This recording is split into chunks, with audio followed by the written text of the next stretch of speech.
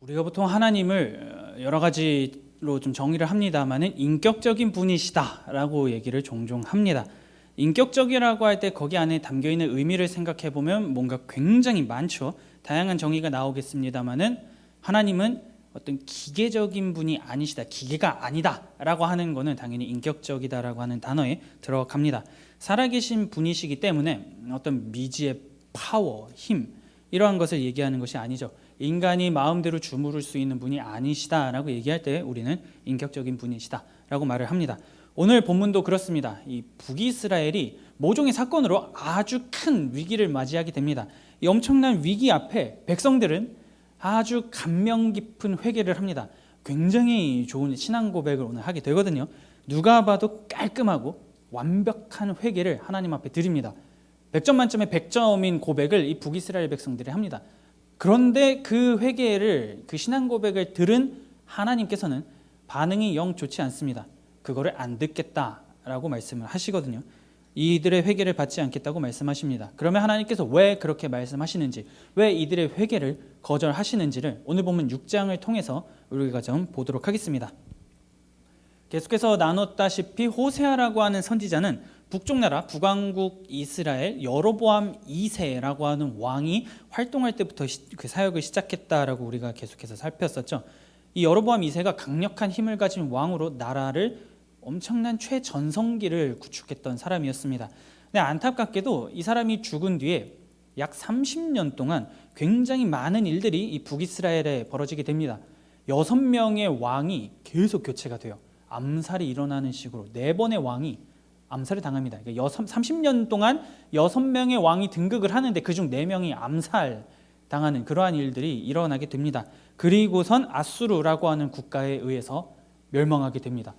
그러니까 정리를 해보면 여로보암 2세가 죽은 후에 30년간 북이스라엘은 엄청난 혼돈의 이 도가니를 경험하게 되면서 나라가 아수르에게 멸망당하는 그러한 국가다라고 하는 것이죠. 그래서 이 서로 죽고 죽이는 왕위 쟁탈전은 열왕기하 15장에 좀 자세하게 나와 있는데 오늘 우리가 좀 보려고 하는 것은 열왕기하 15장의 베가라고 하는 이스라엘의 왕에 대해서 좀 보려고 합니다. 열왕기하 15장 29절입니다. 이스라엘 왕 베가 때에 아수르 왕 디글랏 빌레셋이 와서 이온과 아벨벳 마아가와 야노아와 게데스와 하솔과 길르앗과 갈릴리와 납달리 온 땅을 점령하고 그 백성을 사로잡아 아수르로 옮겼더라. 뜬금없이 베가라고 하는 왕이 나라를 다스릴 때 아수르가 딱 쳐들어와가지고 지금 여기 엄청나게 많잖아요. 굉장히 많은 땅을 점령하고 사람들을 포로로 끌고 갔다라고 열왕기 기자가 얘기를 합니다. 국가적으로 엄청난 대재앙이 일어난 거예요. 베가라고 하는 왕은 마지막에서 뒤에 있는 그러니까 두 번째 종말의 두 번째 왕이 이 베가입니다. 그런데 이 사람이 나라를 다스릴 때 왜 아수르가 침공을 했을까? 이유가 있으니까 뭔가 때렸을 거 아니에요. 이거는 이렇습니다. 그 아수르의 힘이 날로 그 중동 지역에서 강해지면서 얻어맞는 국가들이 있을 거 아니에요. 그러니까 중동의 깡패로 아수르가 딱 등장한 뒤에 그들에게 빼앗기고 조공을 바치는 약소국들이 좀 많이 존재했습니다. 그 중에 아람과 북이스라엘이 손을 잡습니다. 언제까지 우리가 아수르에게 얻어맞아야 되냐? 우리가 힘을 합쳐서 공격을 하면 얼마든지 아수르를 무너뜨릴 수 있다라고 이들이 생각을 한 겁니다. 이게 베가 왕 때 이제 이런 일들을 벌이기 시작을 한 거예요.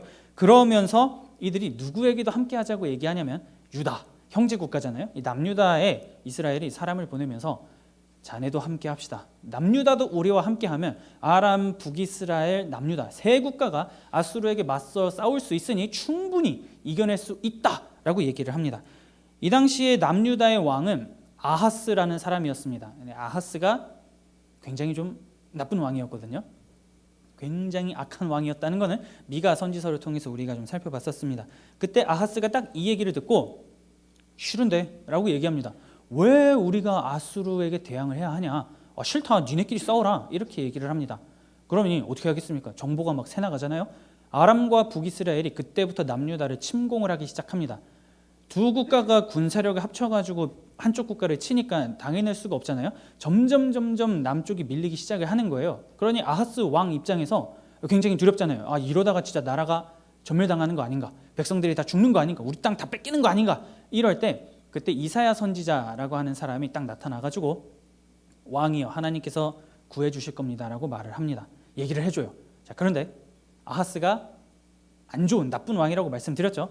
악한 왕이면 하나님의 말씀을 들을까 안 들을까 생각할 때 안 듣습니다. 아무리 선지자가 와가지고 왕이여 걱정하지 마십시오라고 하더라도 아하스 입장에서는 내가 그 얘기를 어떻게 믿냐가 됩니다. 그래서 이 사람이 어떻게 행동을 하냐면 아수르의 지원군을 요청합니다. 왕이시여, 지금 아람과 북이스라엘이 우리를 좀 침공을 하고 있는데 당신의 국가에서 우리에게 군사를 좀 보내주시면 능히 이거를 좀 막을 수 있을 것 같습니다 라고 합니다. 그래서 막대한 조공을 바쳐서 아수르라고 하는 이 엄청난 대제국의 군사를 남쪽으로 아하스가 끌고 들어옵니다.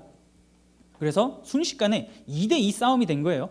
아람 북이스라엘 연합군과 남유다와 아수르 이렇게 된 겁니다. 그러니 누가 이기겠습니까? 아수르와 남유다 연합군이 이기겠죠. 그래서 파죽지세로 밀고 올라갑니다. 그래서 이 아람이라고 하는 국가는 그때 완전히 지도상에서 사라지게 됩니다. 그 정도로 아수르의 힘이 강력했어요. 그리고 북이스라엘은 사마리아라고 하는 수도와 몇몇 산지 지역을 빼고는 그 땅을 전부 다 빼앗기게 됩니다. 그게 열왕기하 15장 29절에 굉장히 많은 지역을 얘기한 그 근거입니다. 그러니 오늘날 우리로 치면은 여러분 서울 뺏기고 나머지 땅을 다 잃어버린 거예요. 그 정도로 많은 땅을 가지고 있었는데, 자, 그렇다고 여로보암 2세가 좀 오래전에 존재했던 왕이냐라고 했을 때는 그게 아니거든요. 한 20년 전이에요. 베가가 이 나라를 다스릴 때는 한 20년, 여로보암 2세가 죽은 지 한 20년 정도 됐을 때입니다.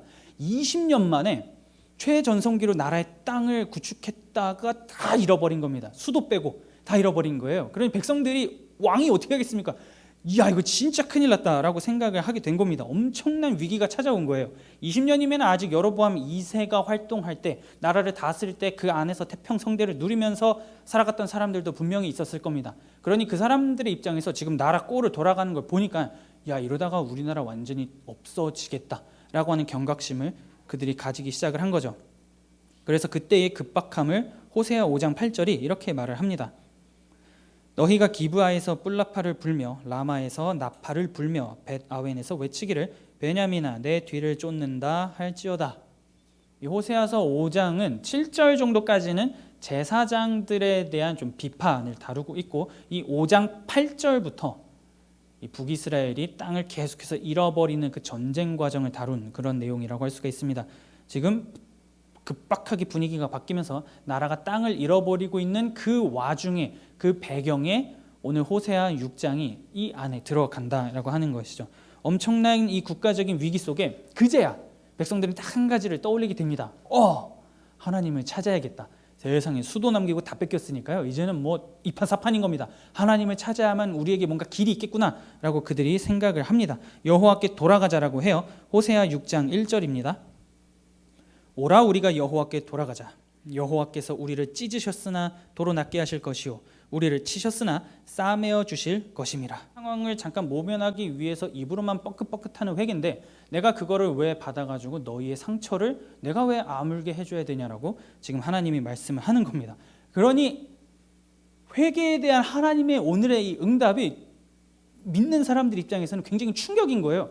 아니, 회개를 하고 잘못했다라고 얘기하고 돌이키겠다고 말하면 하나님께서 받아주셔야 되는 거 아니냐라고 하는 생각을 우리는 하게 됩니다. 그런데 하나님께서 지금 그걸 받지 않겠다고 하시면서 그 이유를 이렇게 말씀하시는 겁니다. 오늘 말씀 6절입니다.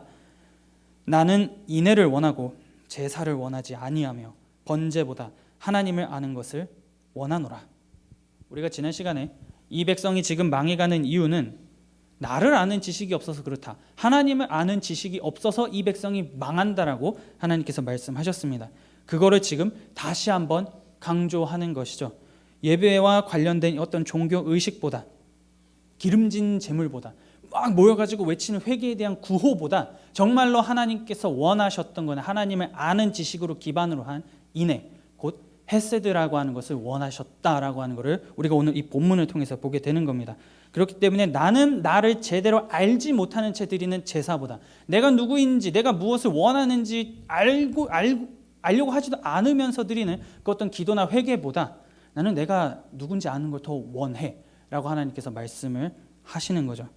여기서 말하는 인애, 아까 제가 헤세드라고 좀 말씀을 드렸는데, 헤세드는 우리가 여름 수련회 때 룻기를 통해서 좀 살펴봤습니다. 이미 맺어진 어떤 관계 안에서 상호 간에 보이는 사랑, 희생, 헌신 이러한 거를 좀 헤세드라고 부를 수가 있습니다. 그리고 그 헤세드가 사회에서 작동할 때 헤세드가 헤세드를 낳으면서 그 사회는 하나님께서 원하시는 가치관을 가진 세상으로 하나님께서 뜻하시는 바의 모습으로 점차 바뀌어져 간다라고 하는 겁니다. 그렇기 때문에 하나님께서는 너희는 바로 이 헤세드, 인애가 없으면서 나는 이걸 원했는데 너희는 이걸 하지도 않으면서 야, 상황이 어려워지니까 이제 나한테 그냥 돌아오겠다고, 이걸 갖추지도 않고 이걸 알려고 하지도 않고 나한테 오겠다고, 내가 그럼 너희를 왜 받아줘야 되냐 라고 하나님이 말씀을 하고 계시는 겁니다. 지금 여기서 인애와 제사를 하나님이 호세아를 통해서 같이 지금 말씀을 하고 계시거든요. 그걸 통해서 백성들이 무슨 생각을 하고 있는지를 우리가 좀 생각을 해볼 수가 있냐면, 더 많은 제물, 더 많은 예배를 드리면 하나님께서 기뻐하시겠지라고 생각한 거를 우리가 이 말을 통해서 살펴볼 수가 있습니다. 이 문제를 해결하기 위해서 북이스라엘 사람들이 얼마나 많은 제물을 드렸겠어요. 그리고 얼마나 많은 예배를 드렸겠습니까? 그리고 얼마나 많은 음행을 저질렀겠습니까? 그걸 하나님이 기뻐하신다라고 생각을 했던 사람들이 북이스라엘인데 완전히 엉망진창으로 지금 하고 있는 모습인 거죠. 바알이라고 하는 제의가 갖고 있는 한 가지 독특성이 무엇이냐면요, 좀 이렇게 순한 기계적인 어떤 하나의 법칙을 좀 가지고 있습니다. 자, 이들이 살아가는 세계가 좀 농경 사회예요. 근데 이스라엘 백성은 광야라고 하는 외부 지역에 있다가 가나안으로 넘어간 민족입니다. 그러니 딱 갔을 때 이미 이 땅 가운데 그 가나안 땅에는 잘 구축된 어떤 하나의 종교적인 시스템이 있었는데 그게 바알 종교입니다. 이 바알 종교가 가지고 있는 한 가지 특징이 무엇이냐면 이 바알의 죽음과 부활을 가지고 계절, 비가 내리느냐 안 내리느냐 이런 거를 이들이 신화를 시스템으로 만들었습니다. 그래서 바알이라고 하는 신이 죽음의 신 모트에게 죽었을 때는 가뭄이 오는 거고, 바알이 그 사망을 이기고 부활했을 때는 비가 온다라고 그들이 생각을 했어요.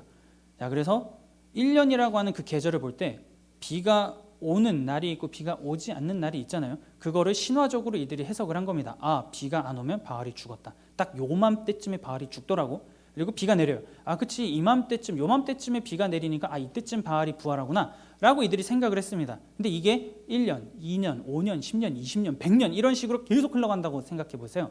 그러면 그냥 비가 내리면 바알이 부활한 거고 비가 안 내리면 바알이 죽은 겁니다. 그게 하나의 시스템으로 기계적인 걸로 인식이 될 수밖에 없어요. 지금 이스라엘 백성들이 이 생각을 가지고 하나님 앞에 나아가기 시작을 한 겁니다. 왜냐하면 이들이 믿는 하나님은 하나님인데 안에 있는 내용물은 바알이었기 때문이에요.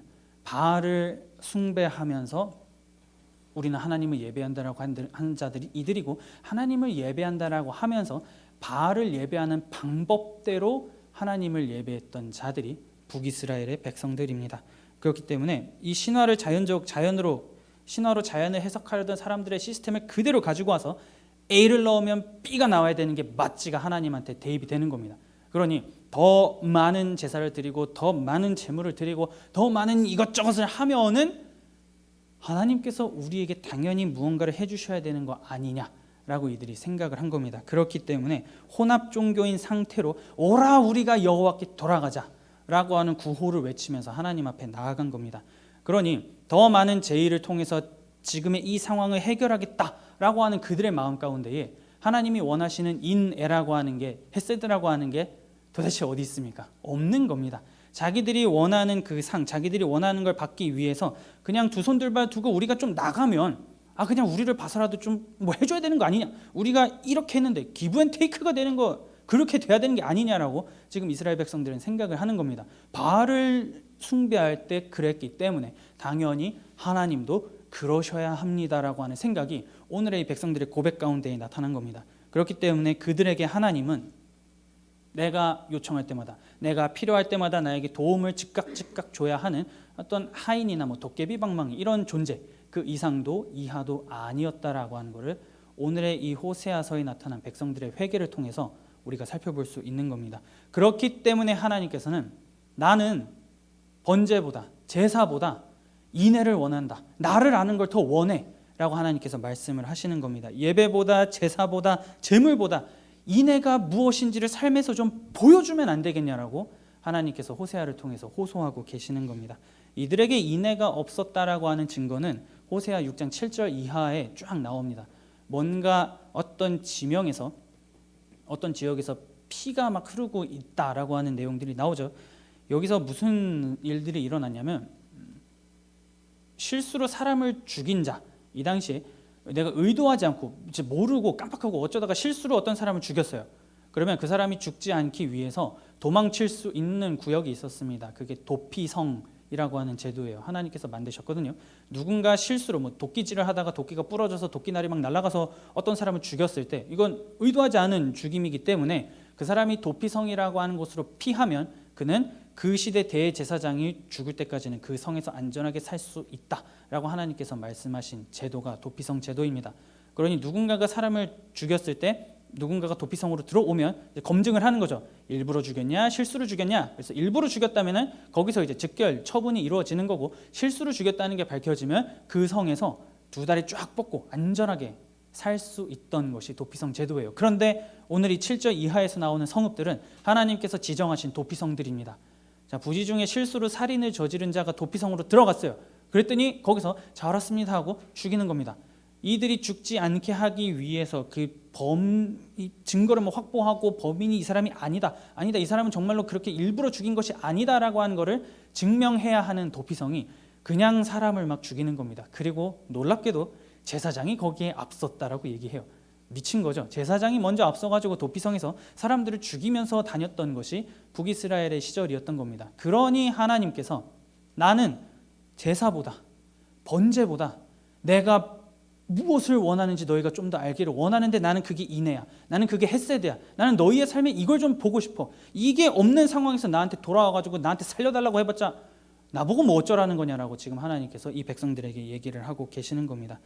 그렇기 때문에 하나님께서 정말로 이 백성들을 통해서 보고 싶었던 것은 회개도 회개지만 그 회개보다 앞서는 것, 인애라고 하는 헤세드가 있는 삶을 하나님께서 먼저 보고 싶어 하셨다라고 하는 것을 오늘 우리가 볼 수 있는 겁니다. 돌이킨다라고 하는 것보다 더 중요하고 더 선행되어야 하는 것이 헤세드라고 하는 겁니다. 그렇기 때문에 하나님께서는 헤세드가 가득한 삶, 하나님을 아는 지식으로 하나님을 예배하고 그 하나님을 아는 지식으로 우리와 관계를 맺고 있는 그 사람들에게 사랑과 희생과 헌신을 보이는 그 삶을 내가 좀 너희를 통해서 보고 싶다라고 말씀을 하고 계시는 겁니다. 그렇게 하나님을 향한 사랑과 이웃을 향한 사랑을 보여야 하는데 그거 없이 그냥 당면한 상황을 해결하기 위해서 하나님 하면서 찾으면서 하나님 바짓가랑이를 붙잡으려고 한다면 하나님께서는 그 기도와 고백과 예배를 아침이면 사라지는 이슬 같은 휘발성이 높은 예배고 회개인데 이걸 내가 왜 받아줘야 되고 이걸 내가 왜 들어야 되냐. 너희는 나를 알려고 하지 않으면서 나는 왜 너희를 알아야 되냐 라고 하나님께서 오늘 본문을 통해서 말씀하고 계시는 겁니다. 그렇기 때문에 오늘 우리가 지금 이 자리에서 열심히 하나님을 찾고 부르짖고 예배를 합니다.